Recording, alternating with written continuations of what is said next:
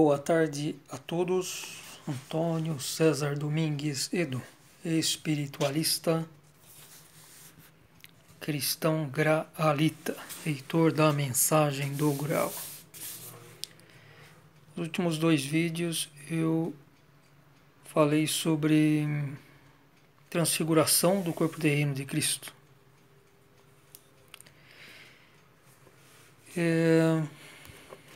Estava comentando sobre a questão do sepulcro vazio e o que os discípulos encontraram lá, se é um pedaço de pano ou também um pedaço de pano e mais o sudário. Me parece que em Marcos diz que é a presença de um pano enrolado, e agora em outros evangelhos e isso não cita, apenas é que teve um pedaço de pano, né? Agora,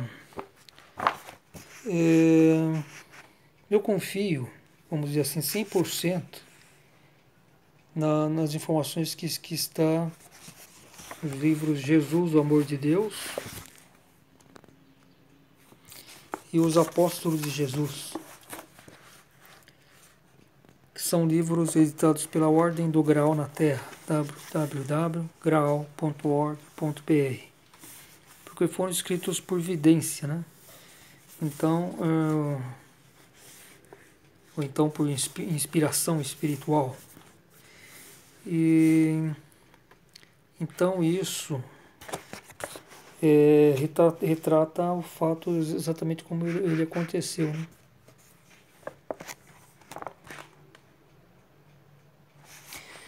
E então eu quis reforçar essa questão aí, porque eu estava falando a respeito do sudário de Turim, que quando o José de Arimateia e o apóstolo João transferiu o corpo de Cristo daquele primeiro sepulcro, chamado sepulcro vazio, que é onde está a igreja do Santo Sepulcro hoje, até uns 700 metros ao norte, segundo eu creio, né?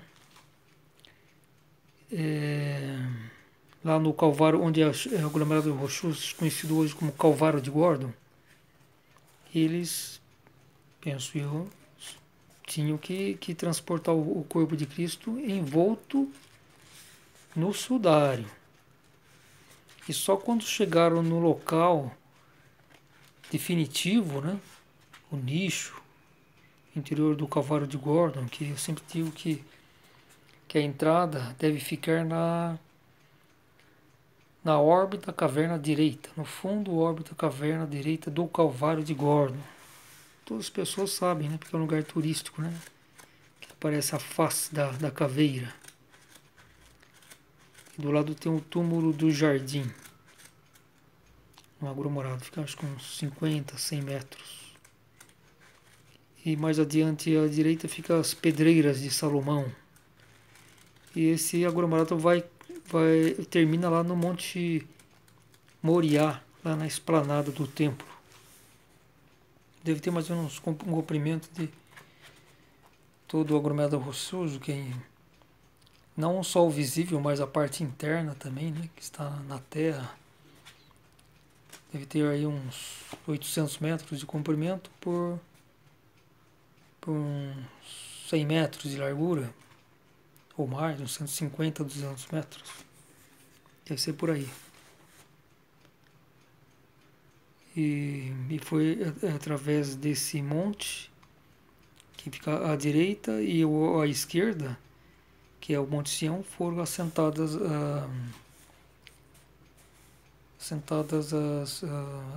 fez a base para a cidade, né? Edificação da cidade de Jerusalém.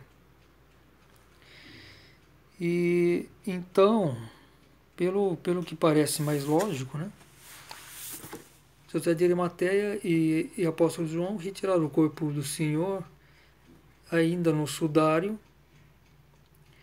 Esse pequeno pano que foi encontrado, que é que eu acredito que seja lá o sudário de Oviedo, que só tem marcas de sangue. Eu acho que nem marcas de pólen, de flores é constatado, né? Então, esse pano, talvez ele tenha colocado, primeiro o sudário, né? Que colocou com flores também no rosto de Cristo. E depois, por cima do sudário, talvez tenha colocado esse pequeno pano, né? Que seria o sudário de Oviedo. É mais ou menos 60 por uns 50, ou 60 por 40 centímetros. E então, de qualquer forma, o que me parece é o seguinte, que José de Arimateia e João deixaram esse pano lá dentro do sepulcro vazio. E aqui tem um trecho aqui do livro Jesus, o Amor de Deus, no capítulo Maria. No final desse capítulo, que já no caso, já estou aqui na altura, no final, né? Quando Cristo já tinha sido morto e tinha acabado de ser enterrado, né? Então tá aqui. Rompeu a manhã da Páscoa, espalhando sua luz brilhante sobre a região. Algumas mulheres caminhavam em direção ao sepulcro do Filho de Deus, de semblante grave e caladas iam pelas campinas. Logo alcançaram o sepulcro, mas foi com espanto que viram a abertura escancarada à sua frente. O bloco de pedra havia sido afastado e encontrava-se a pequena distância. Tremendo, as mulheres entraram na estreita câmara do sepulcro. Estava vazia. Encontraram no chão um pedaço de linho, única coisa que restava de Jesus. Então está aqui, encontraram um pedaço no chão, mas um pedaço, não é um lençol. Então esse pedaço possivelmente é essa parte que está no sudário de Oviedo. Em Jerusalém, João estava ao lado de Maria. Já está tudo realizado, mãe. Levamos o cadáver para onde querias. Agora o seu corpo está em lugar seguro, protegido da curiosidade e arbitrariedade das pessoas. Jamais o povo saberá onde repousa o seu corpo. Enquanto ele proferia essas palavras, apareceu-lhes o Filho de Deus, abençoando-os com as mãos erguidas e sorrindo para eles. João tomou a mão de Maria. Viste-o, mãe? Ele vive, está conosco, respondeu Maria tranquilamente. Depois, inclinando a cabeça, disse em voz baixa: Só agora, João, é que me vem o reconhecimento. Agora que a minha vida acabou, que passou como um breve instante que eu permiti que se dissipasse inaproveitado. A finalidade de minha existência, antes desta hora, eu não havia compreendido. Erguendo as mãos, exclamou: Senhor, doravante não sou digna de ser tua serva. O desespero ia se apoderando dela. João silenciou, não conseguiu encontrar uma palavra que a consolasse. Finalmente, Maria reanimou-se, ergueu-se e preparou-se para partir. Para onde te sentes impelida? Quero voltar para o meu lar, tentar encontrar sossego trabalhando e cuidando de meus filhos. E acreditas que assim ages bem? É deste modo que tentas reparar tuas falhas, ao invés de agora empregares alegremente todas as tuas energias para servir teu filho? Pretendes retornar à tua vida cotidiana? Teus filhos necessitam tanto assim de ti? Não tens o dever de te tornares uma pessoa cheia de alegria e de servir a Deus? Maria, sem dizer palavra, fitava João com admiração. Em seu íntimo travava-se uma luta violenta, mas em seguida irrompeu clara e vitoriosamente o que havia permanecido em silêncio durante anos. De repente se modificou a expressão do seu semblante. Sim, quero. João estendeu-lhe as duas mãos. Ambos deixaram a cidade. Maria retornou ao lar mais uma vez, colocou tudo em ordem e despediu-se, depois que o filho mais velho se casara, confiando tudo à mulher dele. Maria dirigiu-se então ao mar da Galileia, para a casa de João.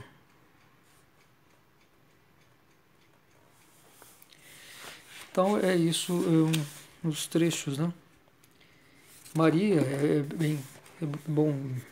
bom esclarecer que ela, ao contrário das pessoas que as pessoas pensam, ela certamente amou muito o seu filho quando criança, mas depois que ele começou a ficar adulto, ela começou sempre a discordar dele, né? Ela queria que ele continuasse como marceneiro, e não aceitou, nunca aceitou a doutrina de Cristo. Apenas quando Jesus já estava sendo crucificado é que ela começou a ter o início de reconhecimento.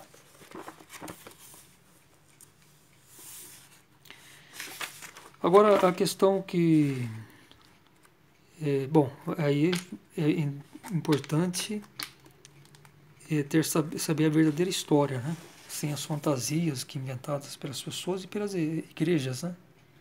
A respeito de Maria e também de Jesus. Jesus também foi filho de Creolos, um centurião romano. Isso também é muito importante. Essa revelação que é feita aqui no livro Jesus, o Amor de Deus. E está também a história de Creolos, o encontro de Creolos com Maria. Quando ele e sua tropa, né, enfim, ele estava transitando na região de Nazaré e estava seguindo em direção para Jerusalém. Fizeram uma parada lá para se abastecer com água, enfim, descansar. Foi lá que ele conheceu Maria. E ele pretendia casar-se com ela, mas tinha que voltar para Roma. Ele tinha que cumprir as suas missões ainda, né, militares. Depois tinha que retornar para Roma, se desvencilhar do exército para poder casar com Maria e aí levá-la para Roma. Porém, isso demorou exatamente 9 meses. Quando ele chegou, Maria já estava casada e estava dando à luz a Jesus lá em Belém, porque ela estava lá com José, tinha se casado com José. E eles estavam fazendo o recenseamento, né? Isso José, que teve que fazer o recenseamento, né? E o censo, né? O censo demográfico, né? E porque José era natural de Belém. E aí Jesus acabou nascendo em Belém.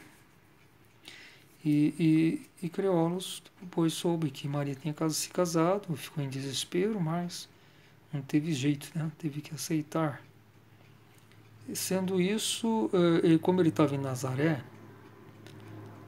Maria receou voltar para Nazaré, porque houve boatos, né, que tinha um romano, um centurião lá, andando desesperadamente pelas ruas à procura de Maria.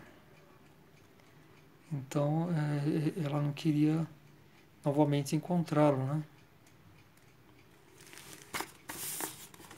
Ele só tinha se casado, então não tinha jeito mais, né? Já tinha se casado com José. Agora a questão aí,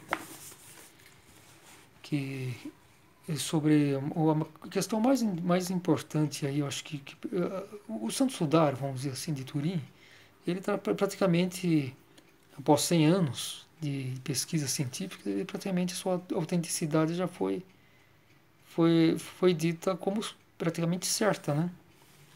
E até se fez aí uma estimativa de probabilidade de que da falsidade ou veracidade do Santo Sudário, né? E se estimou que a chance de que ele seria uma falsificação realizada na Idade Média é de 1 para 225 bilhões. Então, é nulo, né? Pode-se dizer. Agora, a questão principal do Sudário de Turim é justamente aquela impressão que ficou da figura de Cristo. Porque através do Sudário se constatou muitas coisas, vamos supor, físicas, né? Que é o sangue derramado, os inúmeros ferimentos, os marcas de pólens, de flores. Até se descobriu recentemente que no rosto de Cristo ele foi colocado algumas flores lá da região de Israel e que cresce naquela época da primavera.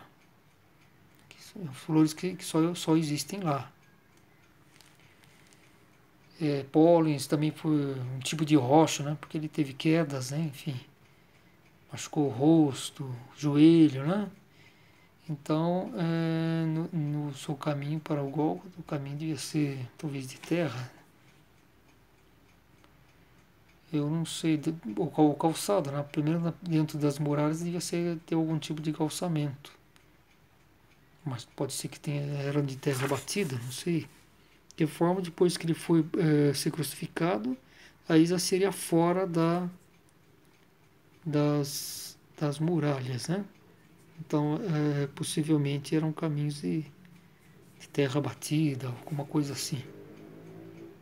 Então, foi também verificado uma espécie de algumas rochas assim que própria daquela região.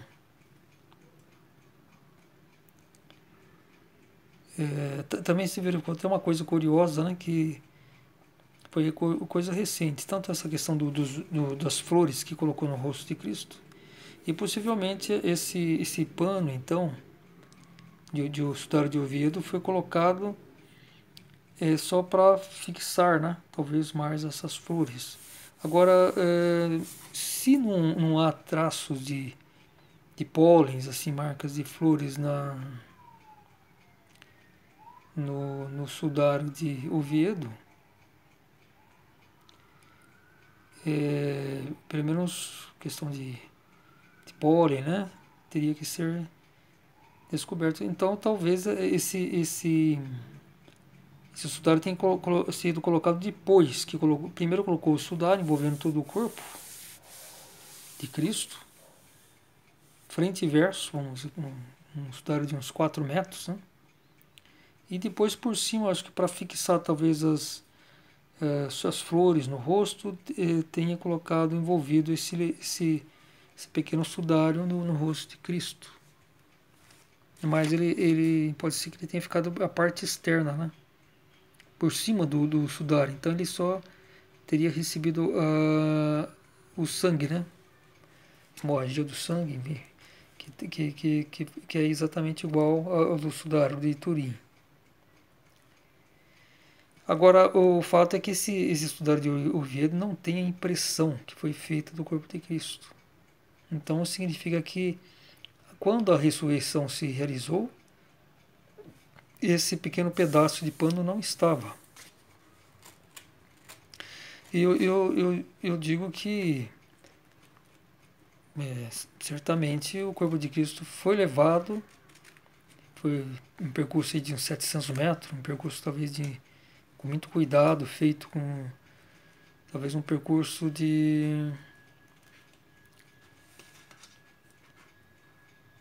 acho que no mínimo meia hora, né? Eu até imagino vendo os dois discípulos, né? José de Arimateia, o príncipe José de Arimateia, que também era discípulo de Cristo, discípulo assim, seguidor, não que sempre acompanhava, não era um dos 12, um dos 12 era João, apóstolo, mas José de Arimateia sempre mantinha contato com Jesus, né? Ele até chegou a oferecer o palácio dele, né, para que Jesus recebesse as pessoas, tudo, né, mas Jesus não aceitou. Continuou preferindo caminhar, né, entre o povo.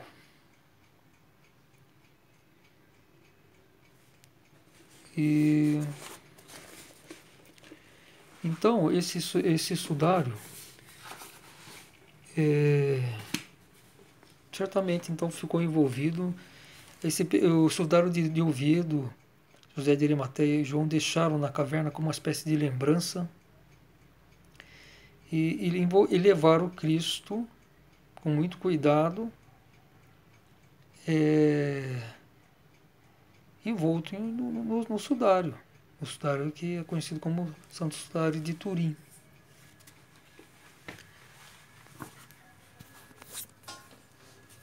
E então a ressurreição de Cristo foi feita quando o corpo dele ainda está envolto com sudário.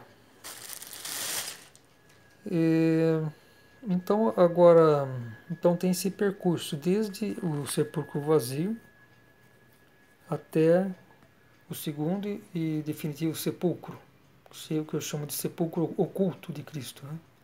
Que está lá no interior do Calvário de Gordon.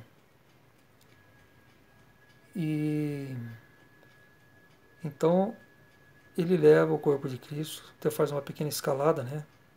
De uns 10 metros de altura, até chegar nessa caverna direita, depois entrar num pequeno túnel, talvez de uns 8 metros de extensão, até no fundo desse túnel estava lá um nicho, um local para guardar o corpo de Cristo. Então, uma vez lá, ele assentou numa espécie de banco de pedra, lá no interior, né? Que esse local, chamado também de nicho, mas podia ser uma pequena dormitório, né? Alguma pessoa que tenha cavado, né? Isso tem que ser descoberto para verificar exatamente que tipo de local que era, né? Que foi ocultado o corpo de Cristo. E então ele colocou o corpo de Cristo envolto no sudário, numa espécie de banco de pedra, e tirou o corpo o sudário de Cristo e o guardou e colocou um novo sudário.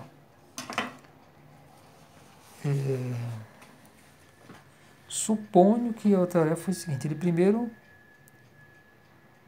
coloca o corpo de Cristo com o sudário no banco de pedra, depois remove o sudário e começa a tratar o corpo de Cristo, porque agora ele tinha mais tempo, né? Não tinha aquela pressa de enterrar o corpo de Cristo, então ele preparou adequadamente, conforme a prescrição, e envolveu com um novo sudário. E depois fechou a entrada definitivamente. Fechou a entrada interna, né? E para do sepulcro de Cristo, do sepulcro oculto de Cristo. Agora, essa ressurreição de Cristo, então, se realizou durante esse trajeto, desde o primeiro sudário até o segundo sudário. Levando-se em conta que ele chegando lá deve ter deixado, pode-se dizer que houve um percurso pelo menos de 1 hora, né?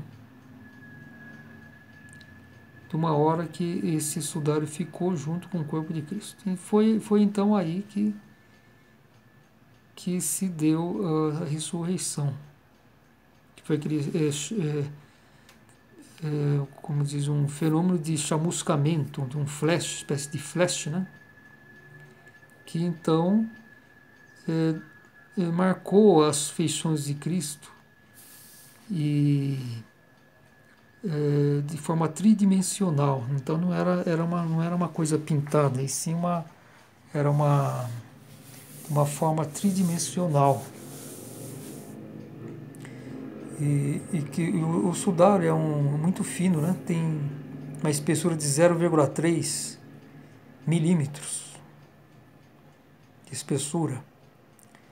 E essa tintura, vamos dizer, esse chamuscamento, atinge só metade da espessura do sudário. Ele não passa por outro lado. Por exemplo, marca de sangue, ela passa para o outro lado, né? Porque é líquido, né? Esse chamuscamento, ele só ficou até no meio do tecido, né? Então, vamos supor, 0,15 milímetros. Ele é tridimensional. Conforme a distância do tecido, ele fica mais claro. Por exemplo, se está aqui na ponta do nariz, está mais claro, porque está mais próximo do tecido. Quanto mais distante do tecido, fica mais escuro.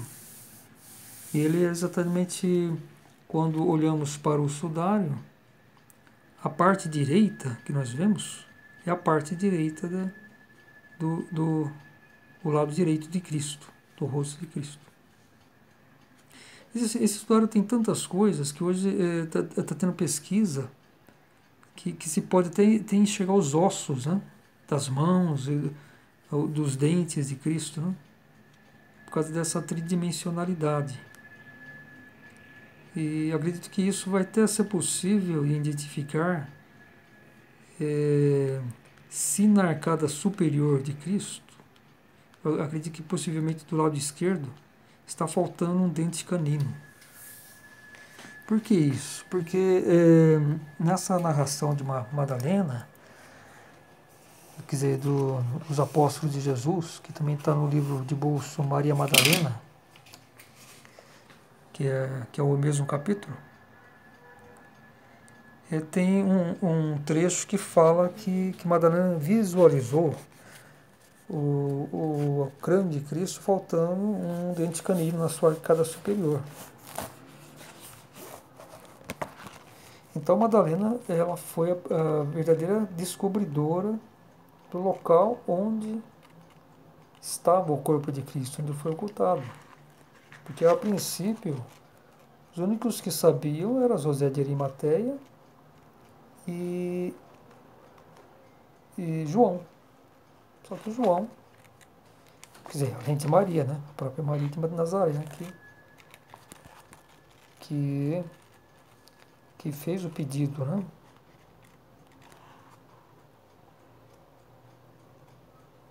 Fez o pedido para que ocultasse o corpo de Cristo.